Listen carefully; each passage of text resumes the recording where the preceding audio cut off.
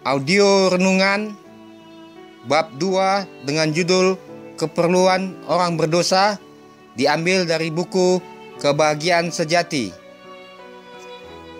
Pada mulanya manusia dikaruniai kuasa berpikir yang mulia dan seimbang. Manusia itu sempurna tubuhnya, selaras dengan kehendak Allah. Pikiran-pikirannya bersih, maksud-maksudnya pun suci. Tetapi karena durhaka, kuasanya berubah, lalu rasa mementingkan diri mengambil alih tempat kasih itu. Keadaannya menjadi amat lemah karena pelanggaran, sehingga membuat dia tidak mungkin dengan kekuatannya sendiri melawan kuasa kejahatan itu.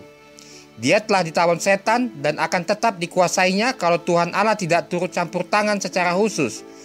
Maksud penggoda ialah menghalang-halangi rencana ilahi dalam penciptaan manusia itu, lalu memenuhi bumi ini dengan bencana yang memilukan.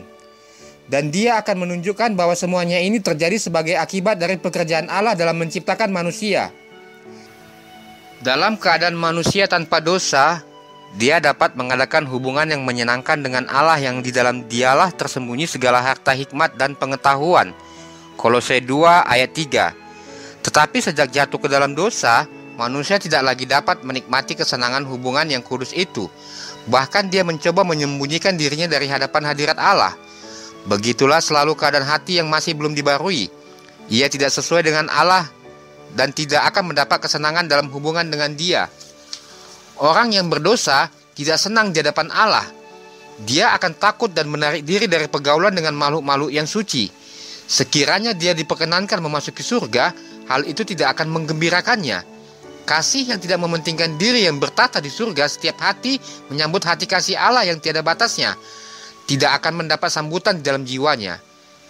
Pikiran-pikirannya yang memikat hatinya, motif-motif yang terdapat padanya, berlawanan dengan orang-orang tanpa dosa yang tinggal di sana. Dia akan menjadi satu bunyi sumbang dalam irama surga. Baginya surga adalah tempat penuh siksa. Dia lebih suka lenyap dari Tuhan yang menjadi terang dan pusat dari segala kegembiraan. Bahkan Tuhan yang sewenang-wenang memerintahkan supaya orang jahat itu enyah dari surga. Tapi mereka sendirilah yang telah menutupnya dengan ketidaklayakan menghadapi pergaulan yang ada di sana. Bagi mereka, kemuliaan Allah akan menjadi bara api yang menyala-nyala. Mereka menyambut kebinasaan supaya mereka dapat terlindung dari wajah Kristus yang telah mati untuk menebus mereka. Mustahil dengan kekuatan sendiri melarikan diri dari lubang dosa yang di dalamnya kita tenggelam. Hati kita jahat, kita tidak dapat mengubahnya. Siapa dapat mendatangkan yang tahir dari yang najis? Seorang pun tidak. Karena keinginan daging adalah maut, tetapi keinginan roh adalah hidup dan damai sejahtera. Ayub 14 ayat 4, Roma 8 ayat 6. Pendidikan, kebudayaan, penguasaan kehendak, usaha manusia, semuanya mempunyai kegunaannya masing-masing. Tetapi di sini semua itu tidak berdaya sama sekali. Semua yang disebutkan di atas mungkin saja menghasilkan tabiat yang amat baik secara lahiriah, namun tidak dapat mengubah hati, tidak dapat membersihkan sumber kehidupan batin itu.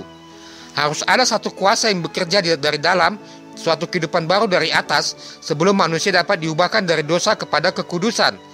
Kuasa itu ialah kuasa Kristus. Hanya anugerahnya saja yang dapat menghidupkan segala kuasa jiwa yang tidak berdaya itu, menariknya kepada Allah, kepada kekudusan. Juru Selamat berkata, jika seorang tidak dilahirkan kembali, kalau dia tidak menerima satu hati yang baru, kerinduan-kerinduan yang baru, maksud-maksud dan motif yang baru, yang menuntun menuju kepada satu kehidupan baru, ia tidak dapat melihat kerajaan Allah. Yohanes 3 ayat 3. Pikiran yang mengatakan bahwa satu-satunya yang perlu dipertumbuhkan ialah yang baik yang memang sudah ada di dalam diri manusia secara alamiah, adalah merupakan satu pikiran yang sesat dan amat berbahaya. Tetapi manusia duniawi tidak menerima apa yang berasal dari roh Allah, karena hal itu baginya adalah satu kebodohan, dan ia tidak dapat memahaminya, sebab hal itu hanya dapat dinilai secara rohani. 1 Korintus 2 ayat 14. Janganlah engkau heran, karena aku berkata kepadamu, kamu harus dilahirkan kembali. Yohanes 3 ayat 7. Tentang Kristus tertulis sebagai berikut, dalam Dia ada hidup, dan hidup itu adalah terang manusia. Satu-satunya nama yang dikaruniakan kepada manusia yang olehnya kita dapat diselamatkan. Yohanes 1 ayat 4, Kisah 4 ayat 12.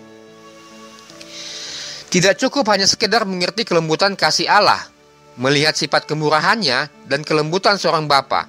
Tidak cukup hanya dengan mengenal hikmat dan keadilan hukumnya, melihat bahwa hukum itu didasarkan atas prinsip kasih yang abadi. Rasul Paulus melihat semuanya ini ketika dia berseru, "Aku menyetujui bahwa hukuman itu baik. Jadi hukum Taurat adalah kudus, dan perintah itu juga kudus, benar dan baik. Bahkan ditambahkannya, di dalam jeritan jiwa yang pedih dan dengan rasa putus asa, aku bersifat daging, terjual di bawah kuasa dosa." Roma 7 ayat 16, 12, dan 14. Dia merindukan kesucian dan kebenaran, hal mana dia sendiri tak berdaya memperolehnya, lalu berseru, "Aku manusia celaka, siapakah yang akan melepaskan aku dari tubuh maut ini?" Roma 7 ayat 24. Jeritan demikianlah yang keluar dari bibir orang-orang yang dibebani dosa di segenap penjuru dunia pada sepanjang zaman. Untuk semua ini hanya ada satu jawaban, yakni lihatlah anak domba Allah yang menghapus dosa dunia, Yohanes 1 ayat 29. Dengan banyak perumpamaan, Roh Allah telah berusaha menggambarkan kebenaran ini dan membuatnya demikian jelas kepada jiwa-jiwa yang sudah lama merindukan kebebasan dari himpitan beban dosa. Setelah menipu Esau, Yakub melarikan diri dari rumah ayahnya dan dia dibebani satu perasaan bersalah. Dalam keadaan seorang diri dan terbuang, terpisah dari segala sesuatu yang membuat hidupnya berharga, pikiran yang paling merisaukan jiwanya ialah rasa takut bahwa dosanya telah memisahkan dia dari Allah, bahwa surga telah meninggalkan dia. Dalam keadaan duka cita yang dalam, dia memberikan tubuhnya beristirahat sebentar di atas tanah. Di sekitarnya hanyalah terdapat bukit-bukit sepi dan di atasnya bintang-bintang menyinari langit. Ketika dia tertidur lelap, seberkas cahaya mengambang dalam hayalnya, dan lihatlah, dari lembah tempat dia berbaring ada anak tangga yang menuju ke langit sampai ke pintu gerbang surga, dan di atasnya para malaikat Allah turun naik, sementara dari kemuliaan yang dari atas suara Allah kedengaran di dalam suatu pesan penghiburan dan pengharapan. Demikianlah dinyatakan kepada Yakub pemenuhan kebutuhan dan kerinduan jiwanya, kerinduan akan seorang juru selamat.